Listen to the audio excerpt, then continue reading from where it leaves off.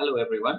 We are going to talk today about Google Forms. Google Forms is one of the very essential tools developed by Google, which we can use in order to create surveys, feedback forms, questionnaire, and so on and so forth. It is an effective tool because it can reach out to a lot of people uh, in one go. So here, how do we go to that Google Form? We have an option. We can just type it Google. We click on this. We are taken to Google Forms here. All right. Now the commercial version of Google is Google Suite, which can be used by educational institutions, organizations to create larger pool of people in and larger collaboration in one go. But for all of us here, we can use simple personal Google Forms here. So you can see you can click on go to Google Forms. While we click on Google Forms, you can see that this is the interface which will be coming here. So if I have to create a new Google Form, what I'll do is I can click on this blank, or you can see these are the other options. If I want to go to sheets, slides, or forms, I can do it. Otherwise, I'll click on start a new form. So when I click on a form here, this is the interface which will be generated. For me, it's easy going, it's comfortable because I have done it. Now you will see how things can move. What are the things specifically which we should go for? First thing which we'll do here is we'll click on the untitled form and give it a title. So for example, if I want to research about online teaching learning interface, so I just write here online teaching learning interface. All right. And if I have to give the form description, this is the one below it. So I'll just write that this created to take perception people regarding online teaching learning. All right. So this thing is now created. So my title is ready here. What I can do is I can go to untitled form. Just have to click it here at the top left part of the screen. I'll click on here, and you'll see you get online teaching learning interface. Whatever I've written over here comes out to be here. Now you can also see one more thing. All changes saved in Drive shows here. So like the traditional method we have, where we have to always save the form, we don't need to do it here. It can be done automatically. Now the other things which needs to be taken care of is how to create the other questions in the form. So you see on the right hand side there is a ribbon. It talks about plus and all the other signs which are there. If you just take the cursor up here, you can get what it actually sees. So for example, the first one is add question. If I want to add a question, I can click on plus and a question will be added. If I have to import questions from my already existing lists on my Google Drive, I can do it from here. If I have to change the font or title, add title on description, I can click on here.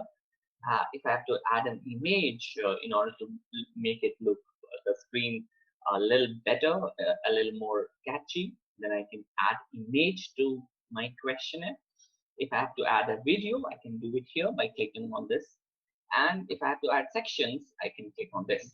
Uh, we cannot show it all of these things, but what you can do is I just show how the questions can be inbuilt after here. So this is untitled question, and with all the artificial intelligence coming in, if I just type the question, the option.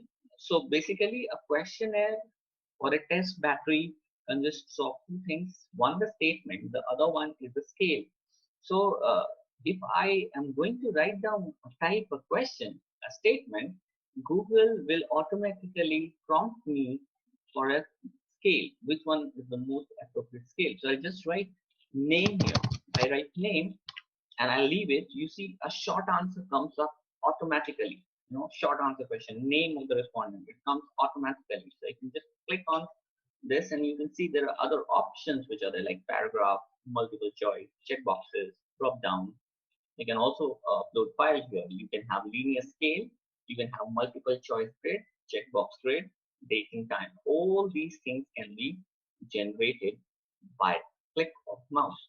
So I have just written here name, and you can see a short answer comes in. Now, what are the specific usage of the other keys here? This is a picture which you can have along with the question.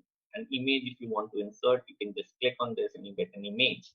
Here, it's about duplicating. If I want a similar kind of question, like for example, I would want age of the person, then I can just duplicate it here. That means it's copying the same question, the previous question. For example, if I have done something, some error has crept in, so I'll just click on this delete button and it will be gone. The question will be gone.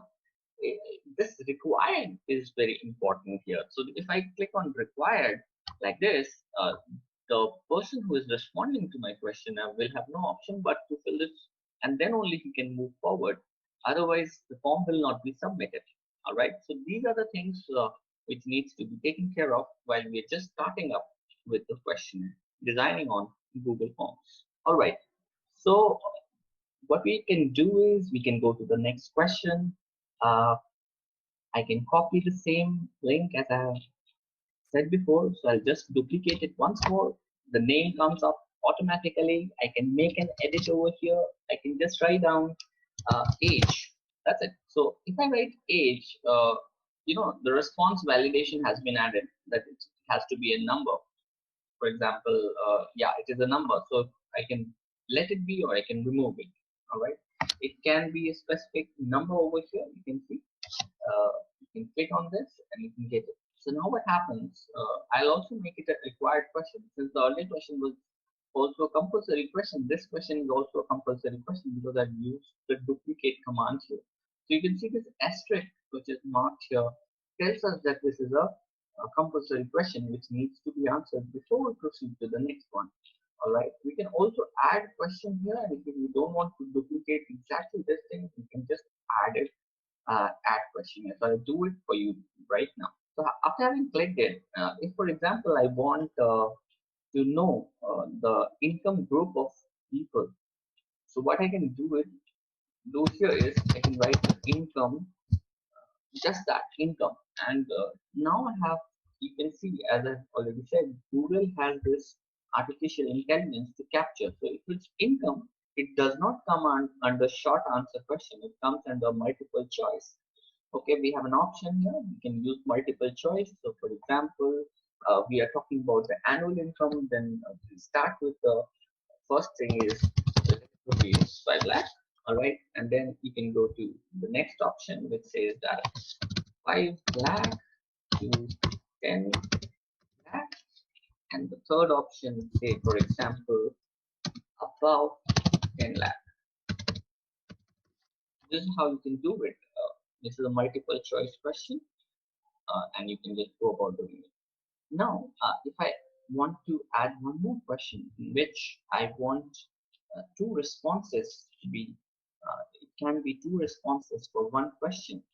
For example, if I click on add question, okay. So for the next question, if I want my respondents to answer that what profession they are in, maybe they can be online educators, maybe they can be offline educators like we all are professional, but there are some who are just teaching online. So and there are some who are both. That means teaching online and teaching offline as well as both. So in such situations, we can use. Uh, I'll just show it to you here. I'll just add a question. I'll just write it here. Occupation. I'll give options as, I'll make it checkboxes. Okay, I'll not keep it at multiple choice. I'll keep checkboxes here. The first option which I'll give is say professor. Second option which I'll give here is online educators, may not be professors. And the third one, if I say both professor and online educators, right? So what can happen? You can just click on, or if I remove both, okay, and I just keep it at that because both will not serve the purpose for checkboxes. I just click, and I'll see if I have professors and I have an online educators, And if a person is good, then checkboxes can work. It does not work for multiple choice. Either you can be a professor or online educator. But if you want to use it for giving both the options and it can be clicked, uh, if both the options are to be clicked, then we can go for checkboxes. All right. Moving on to the next question, we can keep on, adding to the demographic, because what we are talking about right now is name, say age, income, occupation. These are all the demographics which we want to understand, or say, for example, geographical locations. All right.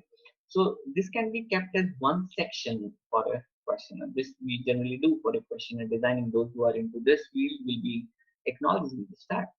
So what we can do is we can click on add question if we want to continue going for the demographics, or if I want to change the section, I can click on add section. So that means demographic part will be over, and then I'll straight away move on to a full-fledged questionnaire section. So now here you see this is the untitled section over here. I'll just write that I want to study the behavior of online teaching learning. So I'll just keep it on that, and this is the section which has been created. If I go back again, I'll see this is the section 1 of 2, which first one was demographic part, the second one is the scale part. So now I'll add questions here. Say for example, the first question is, what kind of thing you use to spread information among your students? So again, this can be a multiple choice question if there may not be any kind of you know that the question is itself taken into isolation and then put it like that. So for example, I take it through video conferencing, I take it through webinars, or I take it through Google Classroom, or I use email for teaching my students, or say I use WhatsApp for doing this. Now, what happens here? If there is a multiple choice, you will be able to click on one and that's all. But for a teacher who is using all the methods, it will be a difficult proposition for him to. So he'll have to make a choice. So therefore, what we can do is we can just click on checkboxes, and you can have multiple options here. Okay. Now the next question which can be taken up here is uh, based on say image. So what I'll do is I'll create a next question, and here you can see an add image is coming up here. I do not know what the image will be like. It can be anything. Okay. So now here you can see when I say image, you can have this interface. You can insert image by uploading it from your own computer. You can do it by using the camera, the webcam. You can also use the URL for the link of that image. You can use photos, you can use Google Drive, and also you can Google image search and get that picture of your liking. So I just use upload because I have that already there in my system. So I'll click on this, and that's it. When I click, it's uploading here. After it's uploaded, it will give me a signal. Yeah, so it has been uploaded. Now you can see this is the image which will be shown here. Now this has been uploaded as an option, so therefore this is a lesser image pictorial. If I had to do it with the question which I originally intended to do, I'll click the image button here, and I'll go back and process the same thing again. You will see a larger image popping up. So you can have options also as image if somebody wants to use it. So here, so this is the larger image which comes in now. I can ask my respondents a question like marketing, researchers do it very often. Uh, so what do you interesting in this image? This is just a representational image. Okay, you can always have a scientific image to do away with.